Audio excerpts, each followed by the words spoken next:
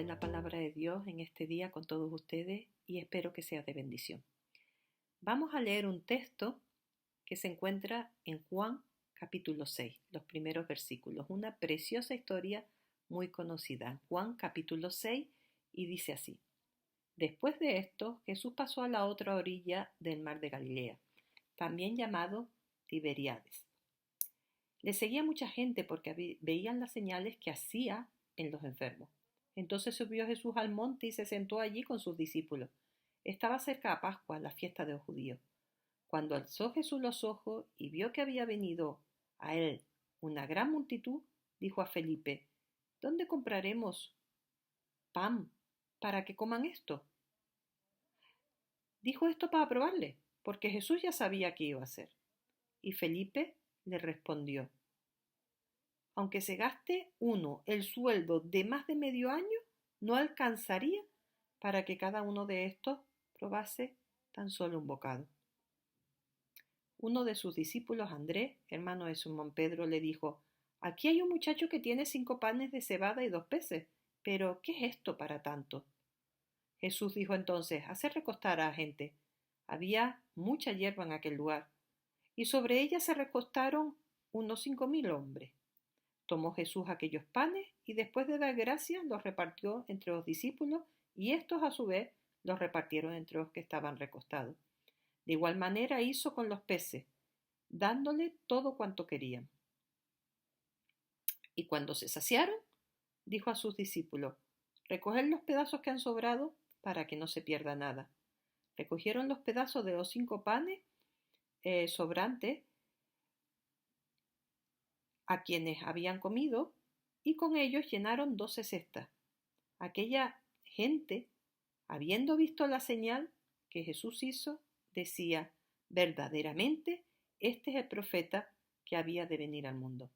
Pero Jesús, dándose cuenta de que pretendían llevárselo para proclamarle rey, se retiró de nuevo al monte él solo.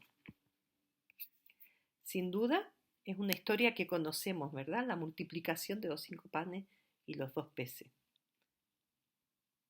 Frente a la ceguera espiritual que mostraron los líderes religiosos en el capítulo anterior, en el capítulo 5, la pregunta que nos surge es: ¿qué vemos?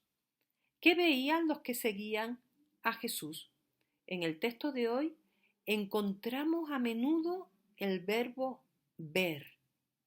Después de la confrontación con sus adversarios en el capítulo 5, Jesús se retira a su lugar favorito para tener un tiempo de quietud con los suyos.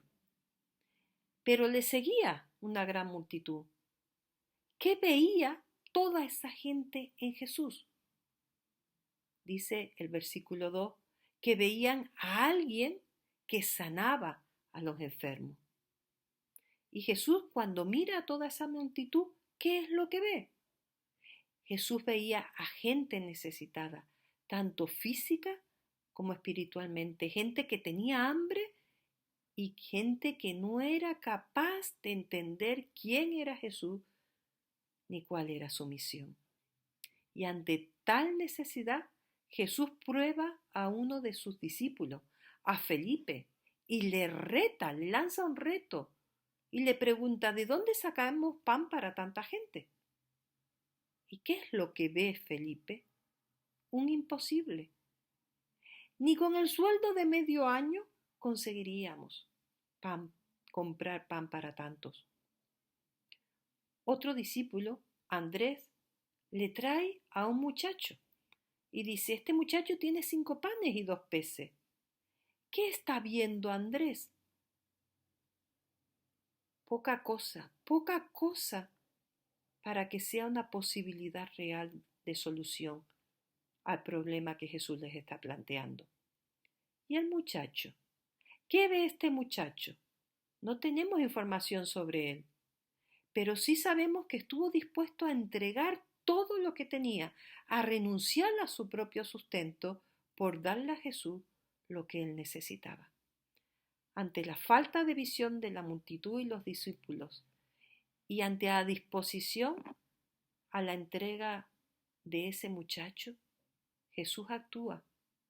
En primer lugar, Él da gracias por el pan y de esta forma está demostrando su dependencia del Padre.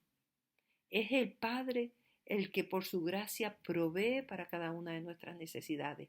Dependo del Padre o reconozco al dar gracias por cada una de las cosas que Él nos da para el sustento de cada día. Después, Jesús lo que hace es implicar a sus discípulos en esa obra de misericordia que está realizando, al decirles a ellos que repartiesen la bendición del pan entre toda la multitud, teniendo el gozo de alegrar a otros con su servicio.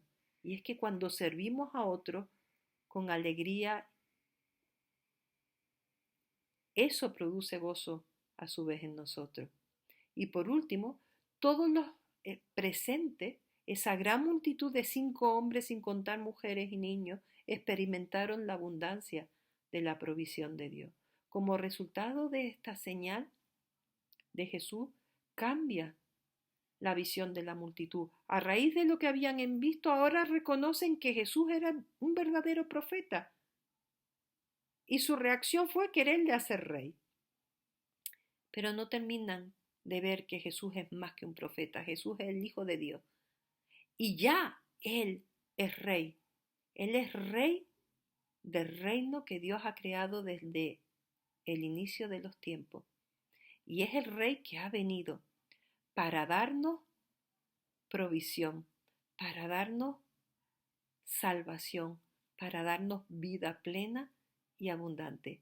Es el rey que mira con misericordia a todos los que tenemos necesidad de salud física, emocional, espiritual y de toda índole.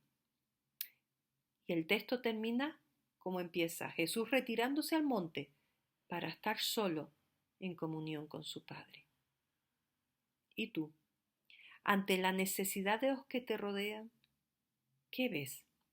Cuando miras lo que Dios te ha dado, ¿cómo actúas? Cuando experimentas las gracias de Dios en tu vida, ¿cómo respondes? Qué bueno sería que nuestra respuesta fuese retirarnos a un lugar tranquilo en donde poder tener comunión con nuestro Señor y ser agradecidos a Él. Qué bueno sería que nuestra respuesta fuese compartir con los que nos rodean, que viésemos la necesidad de los que nos rodean y pudiésemos compartir las grandes bendiciones que el Señor nos da. Que nuestra oración en este día sea: Señor, enséñame a ver como tú, a actuar como tú lo haces, a estar dispuesto a renunciar para poder contemplar tu gloria y gozarme en tu obra. Que el Señor les bendiga.